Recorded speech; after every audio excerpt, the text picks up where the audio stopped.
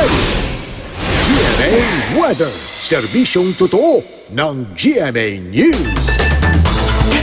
Makakaranas pa rin ng mga pag-ulan sa ilang lugar sa ating bansa ngayong araw pero asahan pa rin ng mainit na panahon sa ilang lugar sa bansa. Ayon po sa Pag-asa, umiiral po kasi ang ridge ng isang high pressure area sa Luzon. Patuloy pong makakaapekto ang Intertropical Convergence Zone o ITCZ sa Southern Mindanao naman po mga kapuso. Base sa datos ng The Weather Company, kalat-kalat na ulan at thunderstorms ang inaasahan sa Mindanao lalo na sa hilaga at gitnang bahagi nito. Mas maaliwalas naman ang inaasahang panahon sa Visayas pero posible pa rin po ang mahihinang ulan sa silangan at gitnang bahagi ng Visayas.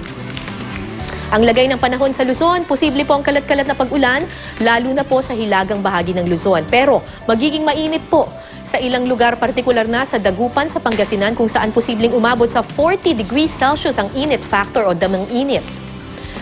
Ang lagay ng panahon sa Metro Manila, naitala po kahapon ng Pag-asa ang 36.5 degrees Celsius na temperatura sa Science Garden sa Quezon City.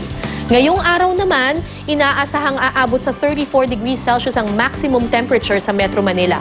Katumbas po ito ng aabot sa 38 degrees Celsius na init factor. Yan ang latest mula sa GMA Weather. Para sa iba pang weather update, bisitahin ang iamready.ph at ang social media accounts ng iamready.ph. Magplano para sigurado, I am ready. Serbisyong totoo ng GMA News.